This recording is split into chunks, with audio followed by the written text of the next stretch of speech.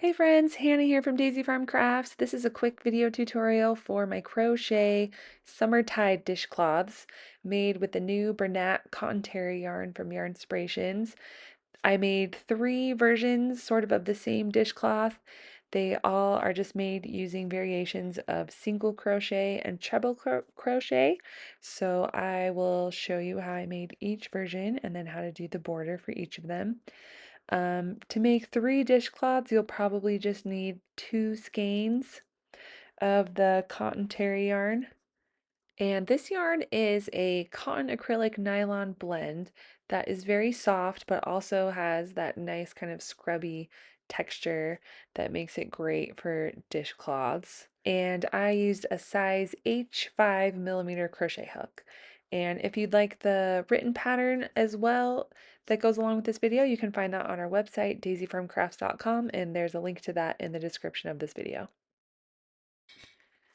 For each dishcloth, I just started with a base chain of 32. And for this video, I'm just going to make a small practice swatch. And the first version I'm going to show you is how to make this kind of polka dot version with single crochet and treble crochet. So for this one, I'm just going to start with 3 rows of single crochet. So I'm going to start in the second chain from the hook, insert my hook, yarn over and pull up a loop, yarn over, pull through 2 loops. And I'm just going to work 1 single crochet in each chain all the way across.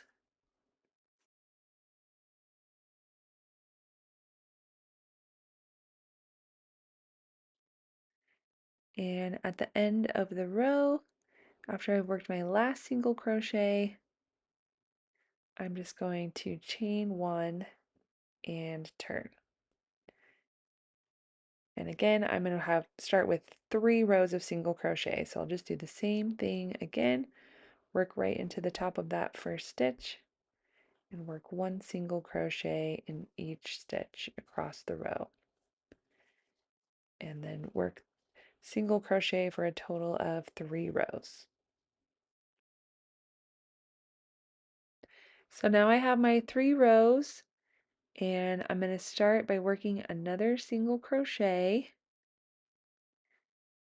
and then I'm going to do a treble, which means I'm going to yarn over twice, insert my hook into the top of the stitch, yarn over and pull up a loop, yarn over, pull through 2, yarn over, pull through 2, yarn over, pull through 2.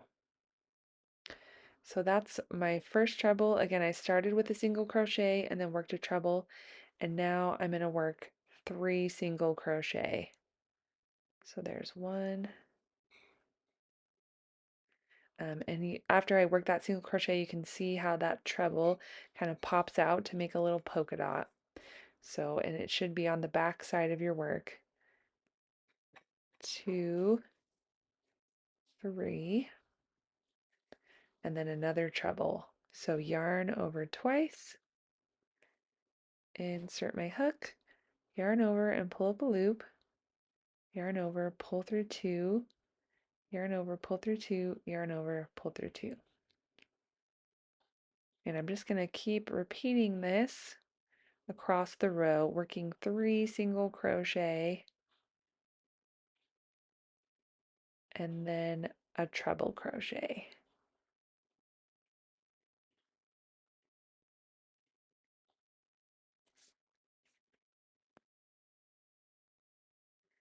And then at the end of the row, after I work my last treble, then I should just have 1 stitch left, and then I'll just work 1 single crochet. So then it's just like how we started at the other end. Chain 1 and turn. It's a little hard to see with this yarn at first, but there you can see kind of how we have some little polka dots poking out. And now I am just going to work 3 rows of single crochet again. And sometimes on this first row after you've worked the trebles can be a little tricky to see where to insert your hook, you just want to make sure you're actually inserting into the top of the stitch where those V's are running across the top. So if you need to kind of flip your work towards you a little bit so that you can um, actually see the top of the stitch, sometimes I have to do that just to make sure that I'm not accidentally getting some of those other loops from the treble crochet. You want to be working right into the top of the stitch.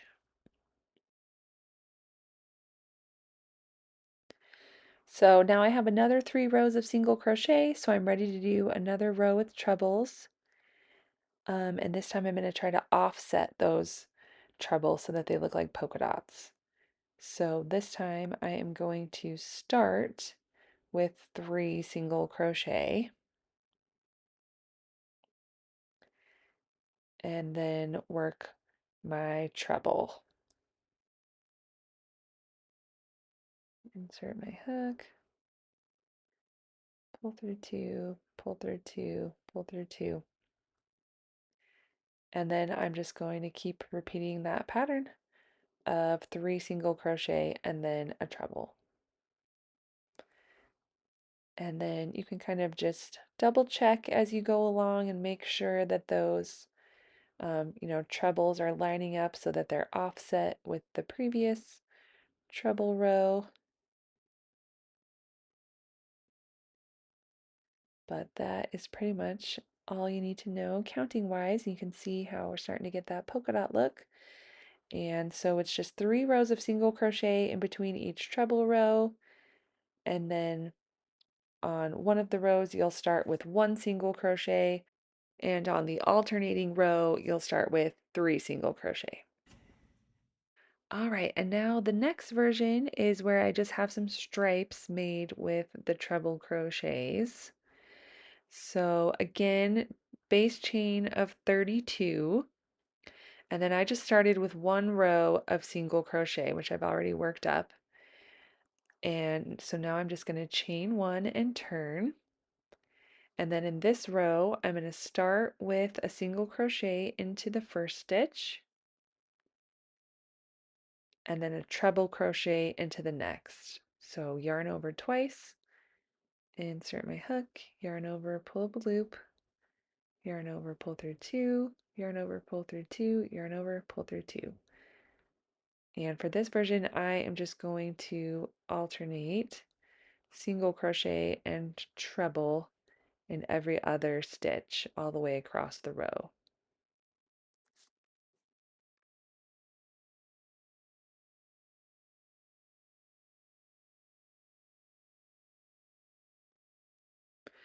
And at the end of the row, we should end with a single crochet in the last stitch.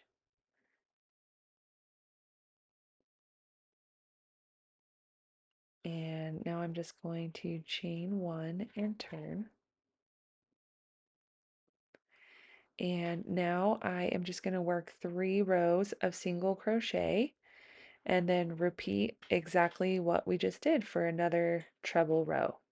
And again, you just want to make sure that you're getting into the tops of the stitches. So bring your work, kind of flip your work towards you if you need to, just to make sure you're getting right into the tops of those stitches. So again, this version is pretty simple. You're just going to work 3 rows of single crochet and then another row where you're just alternating single crochet and treble crochet all the way across to kind of make these treble stripes. And I worked until I had a total of 8 stripes for the trebles, and then I finished off with 1 more row of single crochet. All right, and then I'll quickly show you how to make this last version before I show you how to do the borders and this kind of cobblestone look. So again, just start with 1 row of single crochet, which I've already worked up, chain 1 and turn.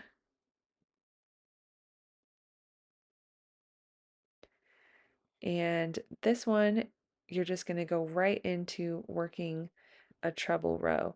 So you're going to work a single crochet and work a treble into the next stitch. and then single crochet into the next stitch. You're just going to keep alternating that all the way across the row, alternating treble crochet and single crochet. All right, and then you should end this row with a single crochet, chain one and turn, which will always be chaining one and turning at the end of every row. And now just work another row of single crochet. Again, making sure you're working into the tops of the stitches.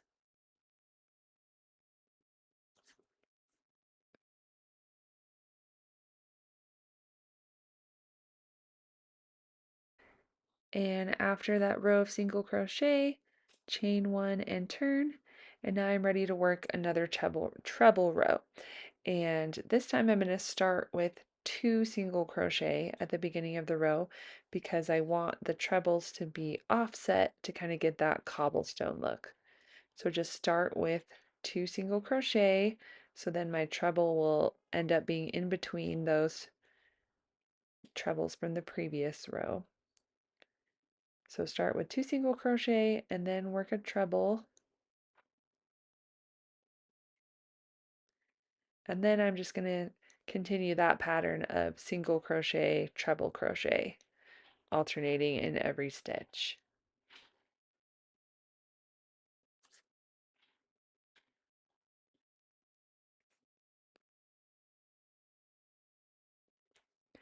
And then at the end of the row, I should have 2 stitches left after I've worked my last treble, and I'll just finish off the row with 2 single crochet. So again, starting and ending the row with 2 single crochet, and then just alternating treble crochet and single crochet all the way across. And then you can see how those are offset, so it's going to start kind of giving that cobblestone look. And obviously as you get more rows, you can really kind of see the stitch definition a little bit more. All right, so that's how you would make each of the 3 versions. And I just put the same border on each of them, this back loop half double slip stitch kind of ribbing. So to get that border started, I just stopped after I finished my last row and chained 5. And then I just worked back down this chain with a half double slip stitch, which means I'm going to yarn over, insert my hook, yarn over, pull back through, and then pull directly through the 2 loops on my hook. Again, yarn over, insert my hook, yarn over, pull through, and pull directly through the 2 loops on my hook. And since I chained 5, I should have 4 chains to work into going back down. And then I'm just going to slip stitch into the next 2 spaces, and I'm just going to work into the spaces that are at the end of each row. So just kind of work in that little circle right there, and then into the next space. I'm going to turn my work toward my left hand and work back up toward that edge of the border. I'm going to skip over the first 2 slip stitches, and then I'm going to work 4 half double slip stitches working in the back loop only. So again, we should always have 4 whether you're working up or down. And from now on, I'm always just going to be working in the back loop. So that's 4, chain 1, turn my work back toward my right hand, and then work down again, this time just working in the back loop.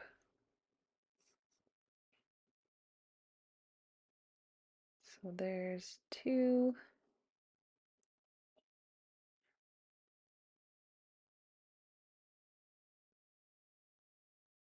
3. Sometimes it can be a little tricky to get your hook into the back loop on those ones toward the bottom. So that's 4. And again, I'm going to slip stitch into the next 2 unworked spaces. You can kind of see the space I've already worked into kind of already has that anchor of the border on it. So work into the next 2 unworked spaces, turn, and work back up, skip over those 2 slip stitches, and then just work in the back loops of the half double slip stitch going back up. And you're just going to do that all the way down the side, and then I'll show you what we do at the corners. So at each corner, you don't need to do anything fancy. You're just going to only work 1 slip stitch into the corner and then work up and down. So you'll just skip over that 1 slip stitch and then work your 4 half double slip stitch back up. And then when you come back down, you're just going to work a slip stitch right into that same corner again. So we're going to kind of anchor 3 or 4 times going up and down all into the same corner so that it kind of makes a nice rounded fan around the corner. So with this particular yarn, I ended up working up and down for a total of 4 times. And then you can see how it, makes that nice round around the corner. And you can see I've got kind of 4 um, ribs, I guess, of going up and down. So, and then you'll just, after you've worked into the corner, you'll just slip stitch into the next 2 unworked and then keep going like we did before. And at the starting corner, you will just work up and down again for a total of 3 or 4 times until it's nice and fanned. And then you can just stop when you get to the top of the border, cut a long tail or tie off and leave a long tail, and then you can sew those 2 um, sides of the corner together to finish it off. And then weave in all your ends and you're done.